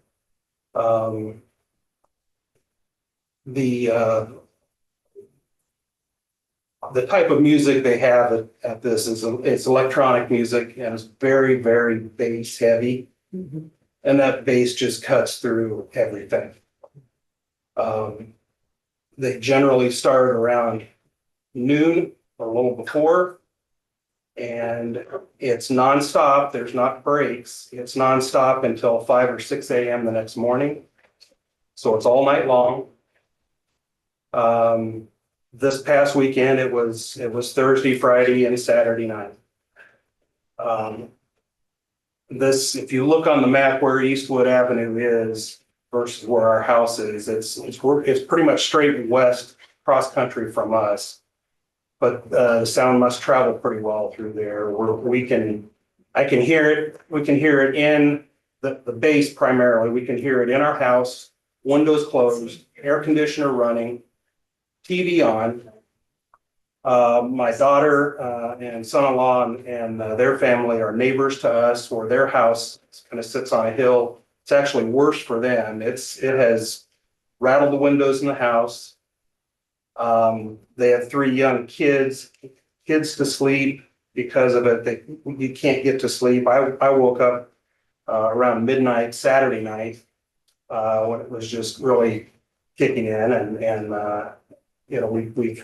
we tried called the sheriff's office, asked to have deputies come out and ask them to turn things down. Hasn't done any good. I've spoken with Bart a couple of times about this. In fact, I talked to him Friday afternoon after we spoke, and he was going to call the director of this festival and see if he could do some good to get him to tone it down that way. My daughter has communicated with them on Facebook Messenger, laying what the issue is. Last year, they put a handwritten note in our mailboxes. I can show you, I've got a picture if you want, but it's basically, the gist of it was if you don't want to put up with noise or bothered by it, we'll buy you a hotel room in town. Which to me, I don't think it's right at all that we should be expected to leave our homes for a nuisance somebody else is creating. But my daughter reached out Thursday night when it was loud, and the reply was, they're very polite about it, but the reply was, we've got 2,000 people here. I can't do anything about it. I called and talked to the same individual on the phone Friday afternoon. Again, offered the hotel. I gave him my opinion on that. Just said, I'm just asking for some consideration to be a good neighbor here, for those of us that live here, and turn it down. And I had the same response that, we've got 2,000 people here. I can't do anything about the agenda or the schedule we've got. So, well, you can control the volume. He said, I'll pass that on. It didn't do any good. So we've kind of tried to do everything before coming to this point. Got nothing against their festival or whatever they want to do there, but when it's impacting our ability to live in our own home, I think that's a little ridiculous. So I'm hoping for some help, and I know county doesn't have a noise ordinance, correct? No. I understand hurdles with getting something like that passed, and the broad spectrum that could potentially cover, or issues that could create, and mentioned a permitting process. My 2 cents worth on that is, as long as it's got some teeth to it, something to regulate the the volume or even the low frequency, sound volumes and hours of operation or whatever you want to call it, that way to help mitigate this. And if it's not followed, I mean, be willing to not issue a permit or have some ramifications beyond this. You Well, know, and I don't know, that's why I thought about the permit process with Cynthia, because it's a little bit less convoluted than an ordinance, yet. We can take a look at that and try and find something either to present it during your public comment next week or Josh, try and put something together for you. the reason I asked you too was because you were down there, so I just, any observations that you might have had, or you were, but that your crew might have. Said that, said it. I haven't had a chance to really get much information from that, hear feedback from. Because I understand that it's, Other than fact, they probably can't hear today. yes, Yeah, we had a similar situation of this, 4 or 5 days. This was in Cedar Township. But it went 24/7. There was no break between like 4 AM and noon. And I don't know if you remember hearing it, Susie. I mean, you could hear it from everywhere.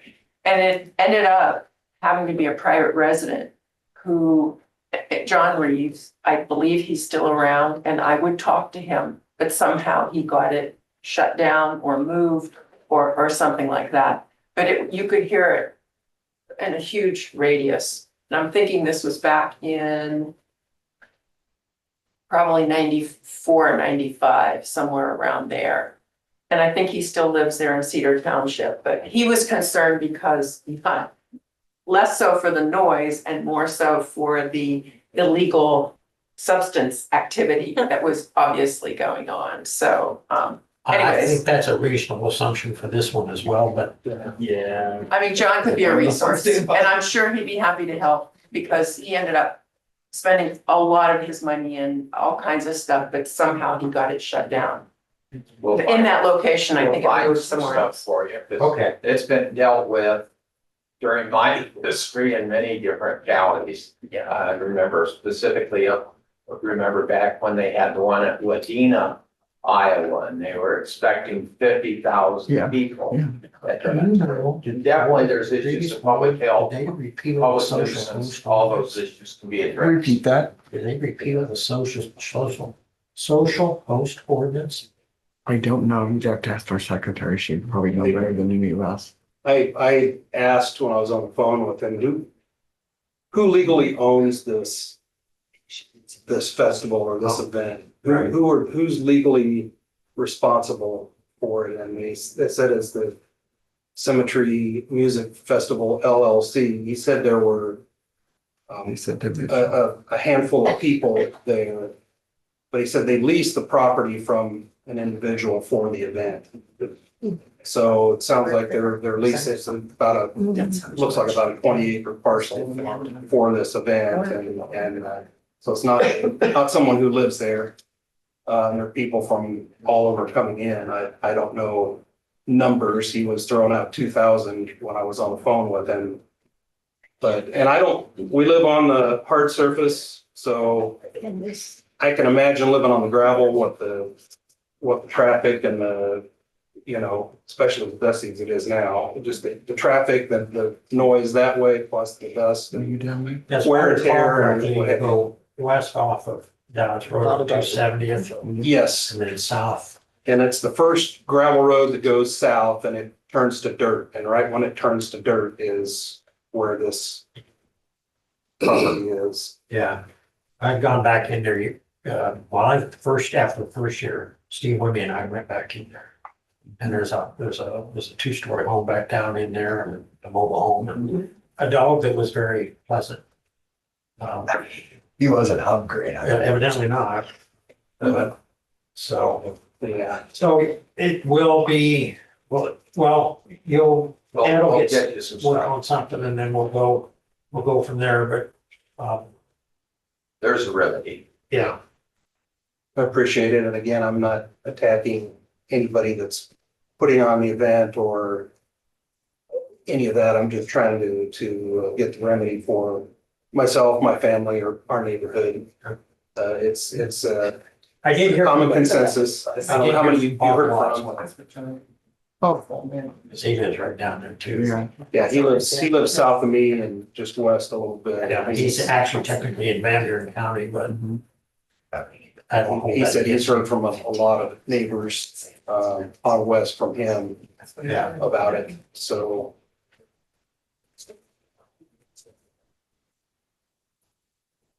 Oh, okay. I'll look into that. There is a possibility also, or maybe Ed can look into it for us. We used to have a social host ordinance, Okay. but that, we don't, it doesn't exist anymore, but Shannon thinks maybe it's statewide now. And that pertains to underage drinking and drug use and so on and so forth, and so I wouldn't be shocked to find out that some of that occurs during this festival, but I don't know that. I would encourage you to Google this. They've got a website out there and you can see the information on it. It doesn't really give you contact information for the people putting it You have on. that but though, it's- right? I do have a contact. He does have contact. There's a lot of information. You get a good idea for what this is and the scope of it and Yeah, I'm with you. First off, I wouldn't go. I don't like the music.